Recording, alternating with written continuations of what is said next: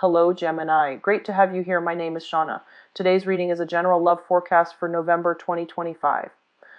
As always, take the messages that resonate and release anything that doesn't. Don't forget to like and subscribe to stay connected with upcoming readings. Let's see what's headed your way, Gemini.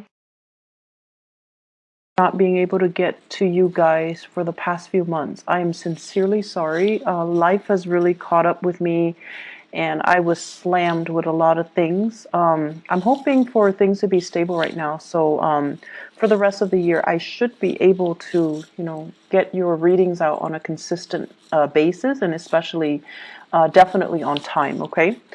So thanks for still joining me, and thanks for still following my channel. I really appreciate that. So let's talk, and that basically means Mercury retrograde, and especially because your planet, your ruling planet is Mercury. When it goes into retrograde, it's a really good time for us to reflect, introspect, and kind of think about our past actions, our past behavior, our mental processes, the way that we do things. It's a good time to analyze all of these things, and it's a really good time for us to figure out our motives, our intentions, rather than react to situations, rather than bringing things, like getting things started. It's a really good time to kind of contain yourself and kind of sit still with yourself, mull over your thoughts, and really, really, really, like replay those memory reels. And great for many of you. And I also feel like there are issues here in this spread that screams out to me power differentials, power dynamics. And I feel everything has a duality to it.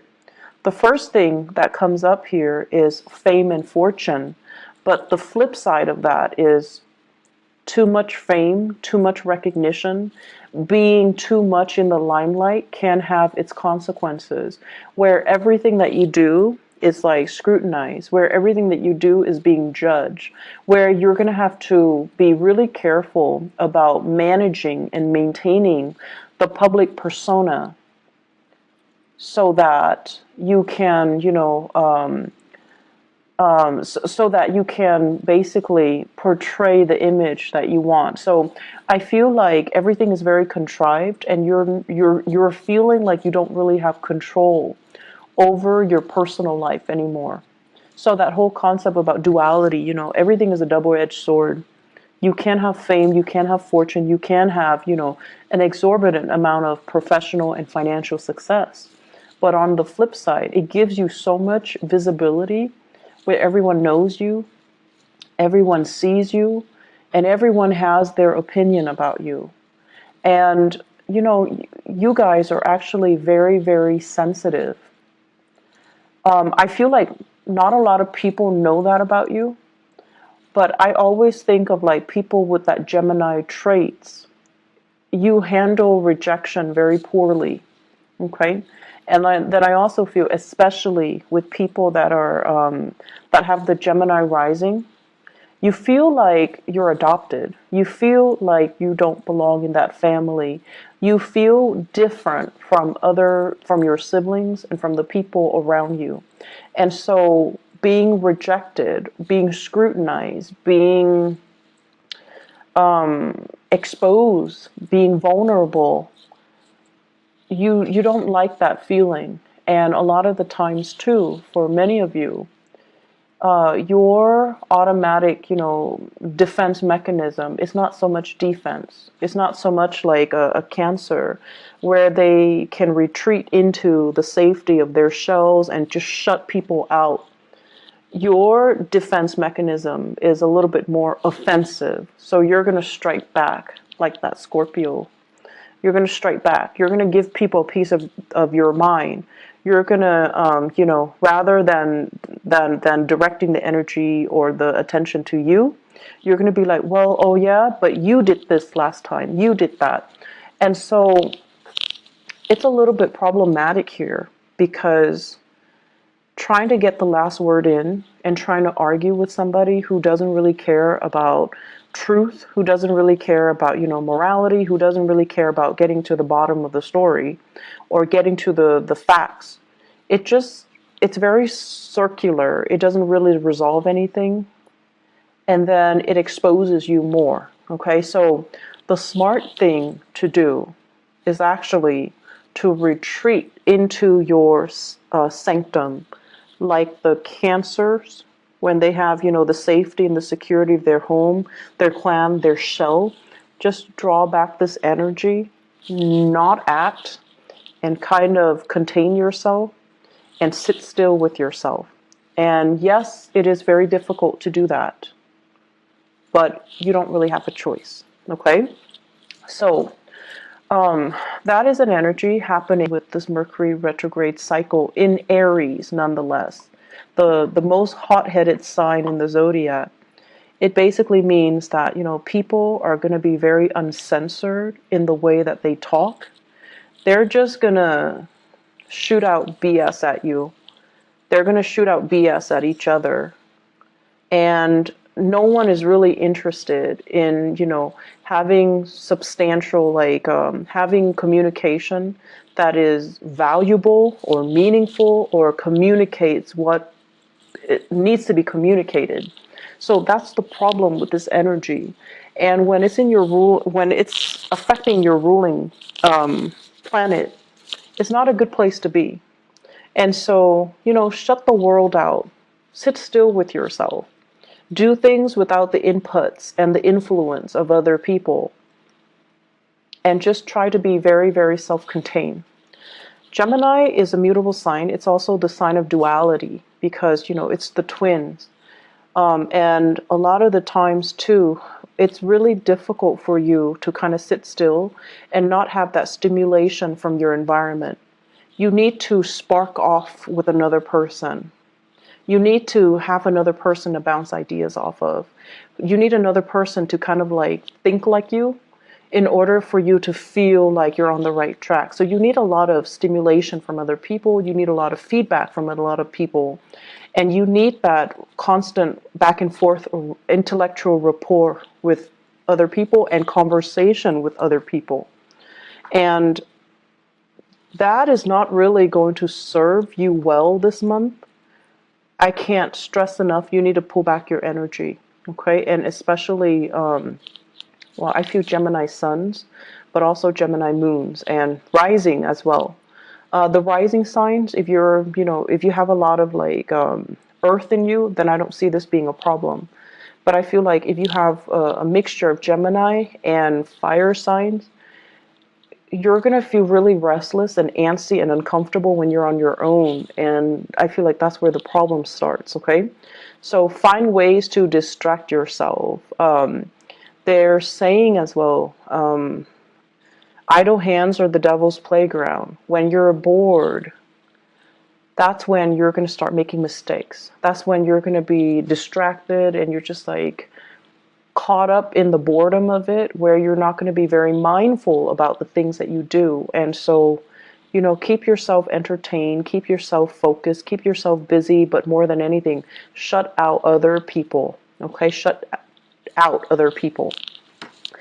First of all, what I'm seeing here, there is going to be a tremendous amount of financial prosperity. So finances looks really good, and no news is always good news in the financial sector.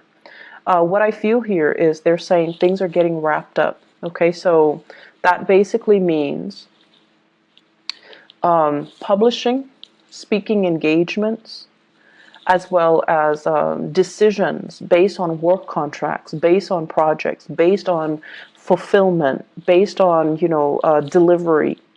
It's like somebody solicit you for your services, you deliver, you seal the deal, it's done, you get paid, they're rendered a service, everybody's happy. And I feel like you might have, they're saying multi-million, you might have really lucrative contracts that is finalized and you're in a really good space right now. You might have speaking engagement, book deals, whatever it is, those things are finalized. And you're getting, the back pay from that. So there are a lot of projects happening around you, and it seems really stable. It seems really good. There will be as well many.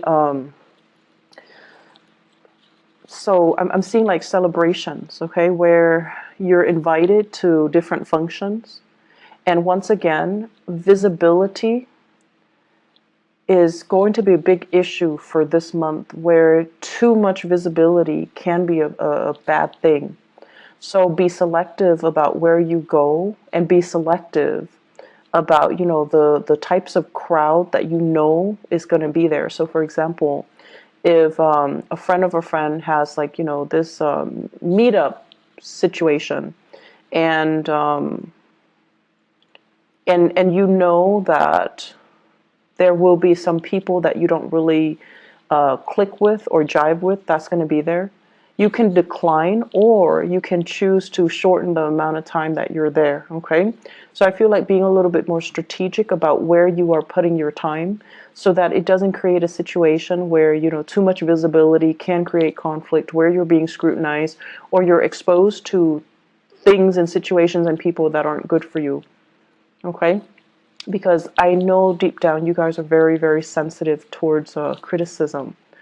And so being around people that you pick up intuitively that they don't like you, it's not easy. It's not easy to grimace through that experience, and it's not easy to put on a brave face and pretend like it doesn't affect us. It's not easy. It's not easy for anybody.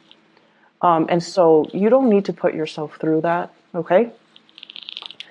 So I do see lots of social functions though, and it's going to have a positive outcome, but I feel like you have many to choose from.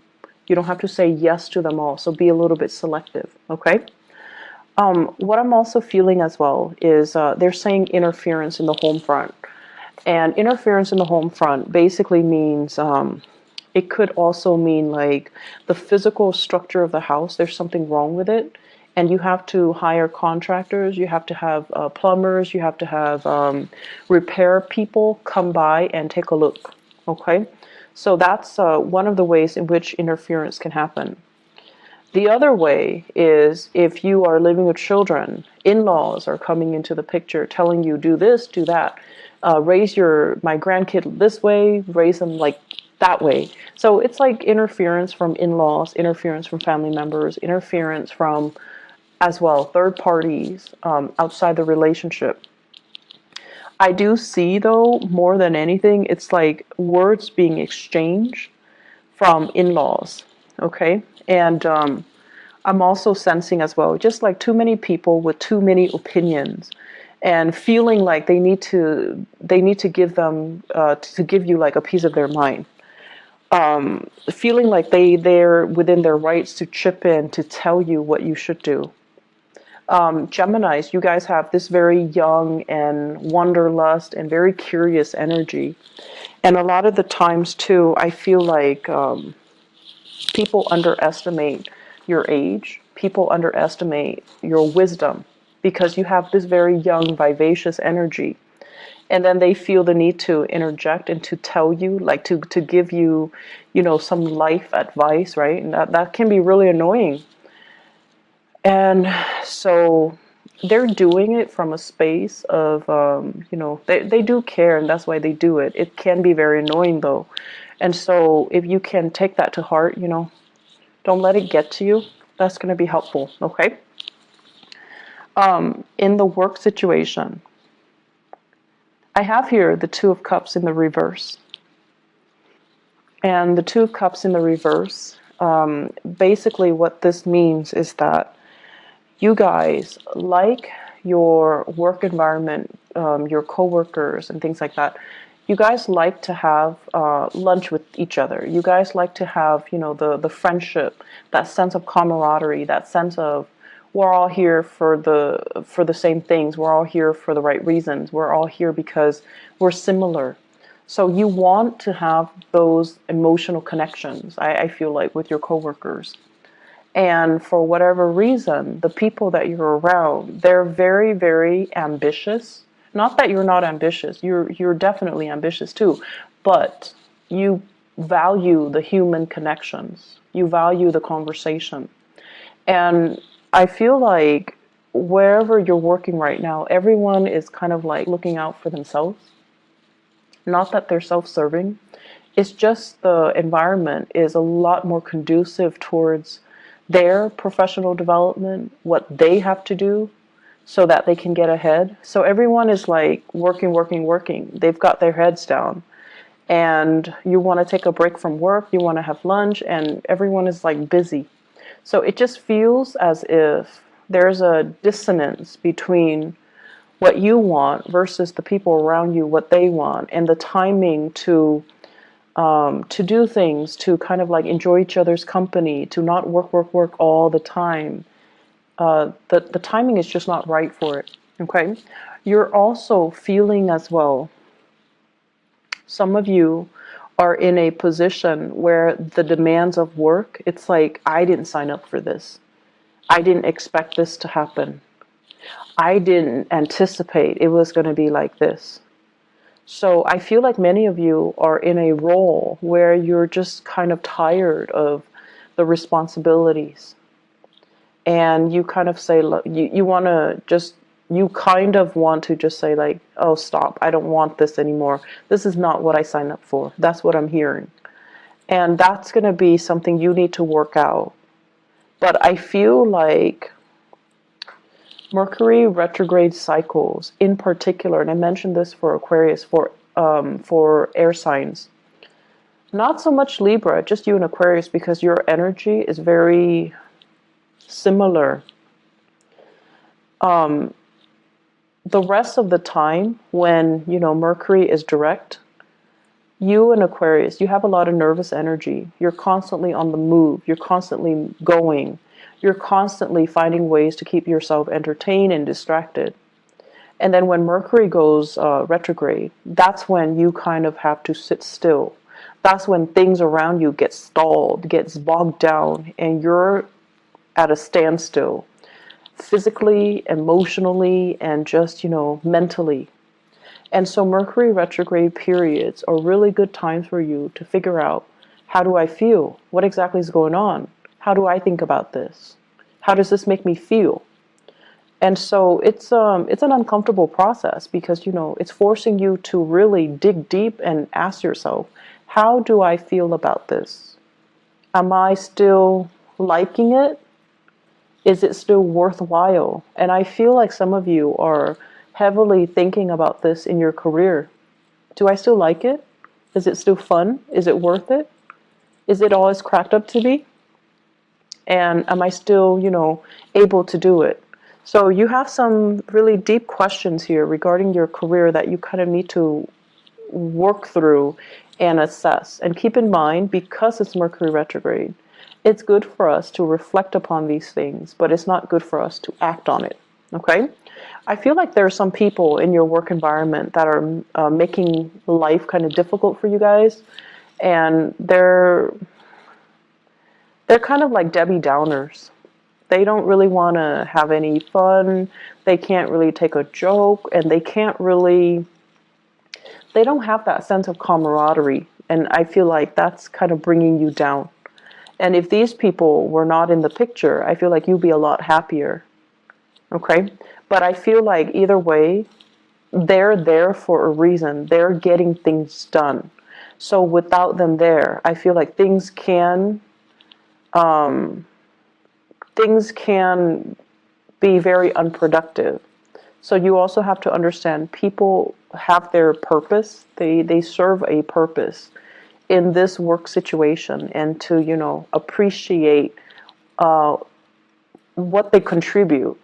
Okay, you don't have to like them. You don't have to be buddy-buddy with them. But you definitely need to acknowledge the fact that they are contributing something. Because I feel like they are. They're just not, fun and bubbly and gregarious and outgoing and friendly. But they have their own things that they are contributing productively to the work environment. Relationships. I have here a fire sign. So this is an Aries, a Leo, or a Sagittarius. And what I feel happening is, for those of you who are dealing with, a fire sign, I feel like you might have children together. You might also share property together. You might also have, like, be in a relationship with each other where you're not really sure if you're still 100% in it. That fire sign seems very caring, very loving, very protective, but they seem a little bit like they're infringing upon your freedom and your independence. Okay. I'm also getting here a water sign: Pisces, Cancer, Scorpio. It shows up here as the Knight of Cups. And the Knight of Cups is somebody who is, if you're starting to date this person, I feel like it can be the start of something good, because this is a really sweet, nice, and genuinely kind person.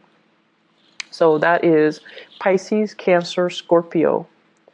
There is, in the long run, lack of compatibility. But lack of compatibility is not always, the deal breaker. It's just how you deal with each other's energies, whether or not you're willing to kind of negotiate with each other. But you're dealing with someone who is actually very sensitive, and they have a great sensitivity about them in the way that they communicate. And they're going to put you at ease, because I mentioned before, you guys are really, really sensitive. And I feel almost like when you're hurt, you lash out. When you're hurt, you lash out. And then people don't understand how sensitive you are. And so this person is very sensitive, and they're approaching you kind of like with kitty gloves. And I feel that you can be quite happy with this water sign, okay? And so what I feel in your relationship sector here is that you're coming from a relationship where the other person might have been more abrasive, to a relationship where the current partner is a lot more responsive and emotionally grounded. So it's like the energy is coming from a fire sign to a water sign. And what that does is that it's forcing you to look at relationship in a different light. It's forcing you to change your tactics, your technique, and change your communication style. You don't have to be on the defense anymore, or you don't have to be on the offense anymore. You're actually with someone who has a lot more sensitivity, okay? They're saying here a partner that is older and wiser. So you could be male or female. I feel like your partner is a very, very old soul. This is somebody who's really wise. I see an owl. And an owl usually indicates to me someone who is not only, like wise beyond their years, but they're they're a very old soul. And they understand a lot of things without you having to spell things out for them. And I also feel like there's a lot of learning that's going to be happening here if you allow it, okay? So the way to maintain more harmony in this relationship is definitely, Geminis, don't interrupt when they're talking, okay? You're going to be learning a lot from this person. And don't deprive yourself of those opportunities to learn, okay? I also feel as well, having opportunities to travel together, to kind of expand your worldview, and to try to, it seems to me like a process of incorporating everything that you know. It's not just about trivia, gathering knowledge, but it's more about making connection between all the disparate pieces of knowledge, so that you can form a genuine, holistic understanding of a situation. So many of you are kind of like at the next stage of your soul's evolution, where I guess the lower vibration of Gemini is about trivia, gathering knowledge, so that you can, answer disparate questions, but not knowing how everything is interrelated, how everything is connected, how everything exists in a web that is all about interconnectedness. So the next phase here, and through the people that you're interacting with, even in the job that you're performing, And the new people that are coming into your social environment, you're learning to kind of like collect knowledge, but also trace out a line or a web to understand how everything is connected, how everything is related, because that's what true accumulation of knowledge is: to understand, to synthesize knowledge and to arrive at higher quality answers. Okay.